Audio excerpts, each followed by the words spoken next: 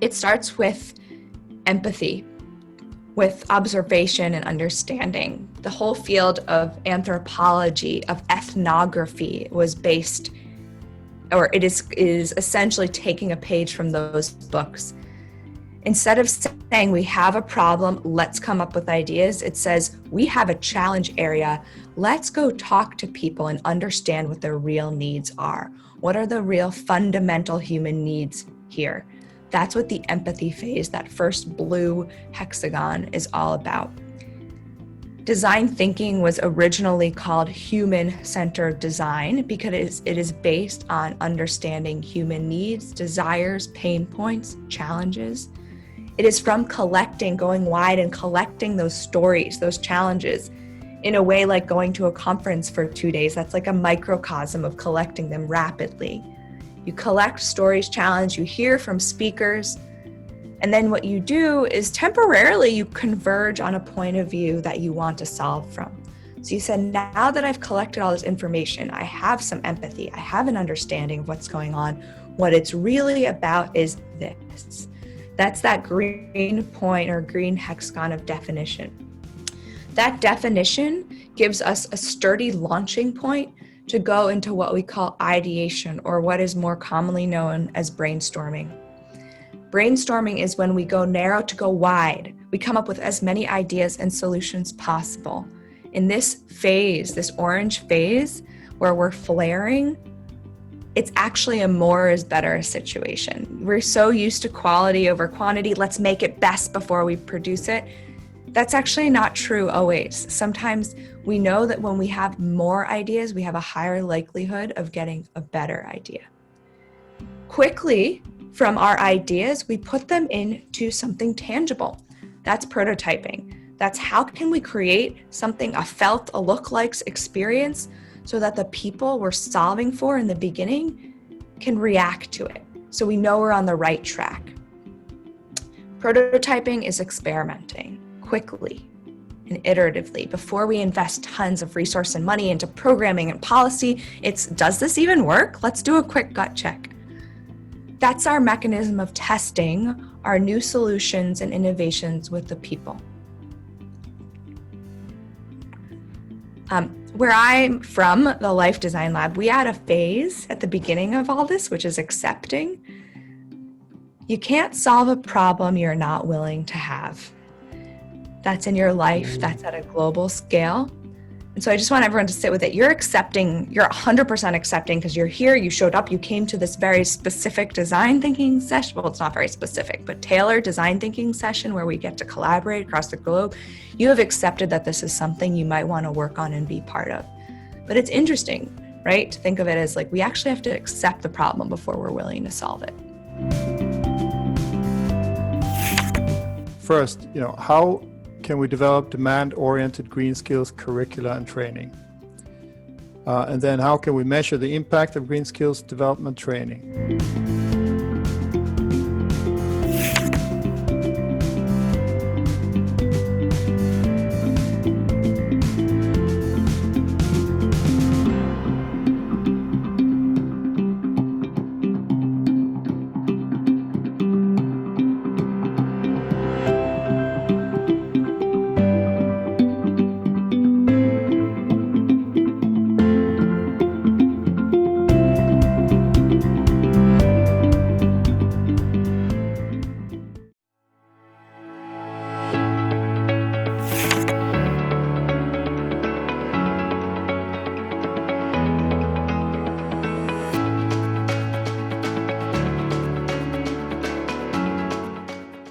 Imagine the future where anyone, anywhere, everyone can immediately find, share, and contribute training resources, knowledge, etc. We notice that there is a lack of consensus on what green skills are and where information, resources, training opportunities, access are available to motivate trainers, kids, adults in green skills. Thus, we created the application as an entry point platform that connects different stakeholders, beneficiaries, and contributors. Action. identify the need at a local community level that can access the demand, the local challenges for access, to connect with the gaming industry to see if they want to make an investment in this area. Also to connect with the green industry to make an investment in this area. We wish everyone can take part in this. This is an app that we're calling the Green Skills Challenge, an app for students, for education, green skills throughout the world. You know, isn't that come from San Francisco? That whole, I don't know. Man, hey man. I think there's a version of it in every language, to be honest. Yeah. Thank you so much for sharing, Team One.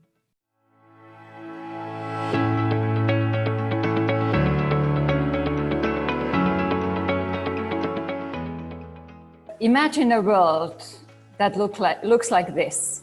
Everything is green, flowers, trees. Whenever you look out of the window, this is what you see. That's why the European Training Foundation, Lincoln Electric, and UNIDO came together to develop Green Skills Integrator. We started brainstorming and we realized that we have a lot of knowledge about green skills through our projects, our training centers, our schools, and through our interaction with policymakers, students, and companies. Yet, how do we formalize all these ideas into something concrete? And then came our opportunity, which is the World Skills Competitions. This is a platform to promote skills, whether they are new, old, crazy, or innovative skills. The process is the following. The three organizations will act as a catalyzer to collect ideas from different parts of the world. Afterwards, we will channel these ideas into the World Skills Competition organization team, with which we will have a dialogue on innovative skills, green skills. We have feedback from the companies, teachers, and students. At the end of the day, and step number 3 is a World Skills Competition on a selected green skill, where we have prizes, we showcase ideas, and we create awareness, with the end goal to have a gradual adaptation of this green skill as a new skill, which becomes a new normal and eventually gets integrated into TVET systems globally, so that we will all have the green picture that we saw in the first slides, not only in our dreams, but only in reality. Thank you.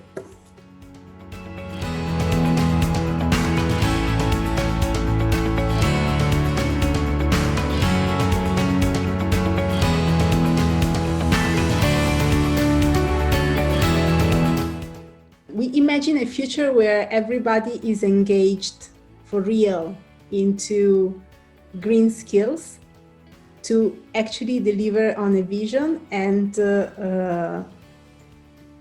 really come to this sustainability as something that is concrete and practical and is a fact and a product for everybody.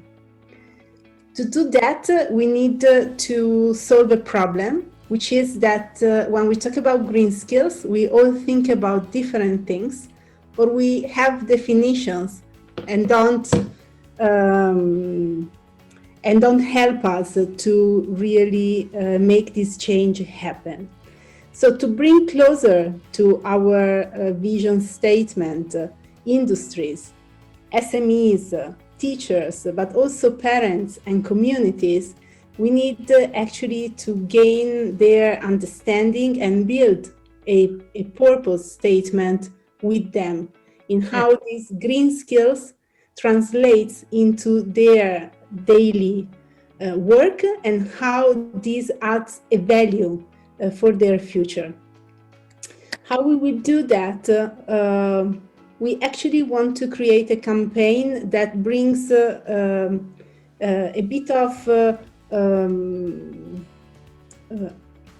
understanding, engaging them from different points of view. So it will be a multi-stakeholders campaign using different emotional tones to actually start engaging with the different stakeholders, including using some fear factors to actually prompt especially most resistance companies that maybe don't understand yet that greening, at least at policy level, is not anymore a statement anymore, but something that will be translated very strongly in global regulations and in laws. So this will impact on their life, even if they don't want to buy into the concept. So we will try to really engage also with the most resistance one, creating product campaign targeted to them.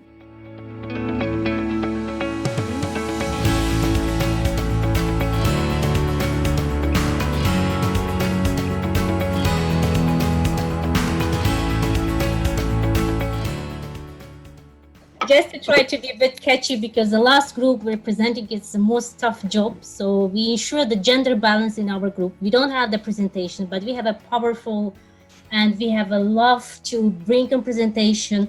First of all, to ensure that we had a wonderful group who discussed. And I would just to take all of us the question of the forum and this workshop, why the skills for green jobs are needed and why we're discussing about that, because it's a future.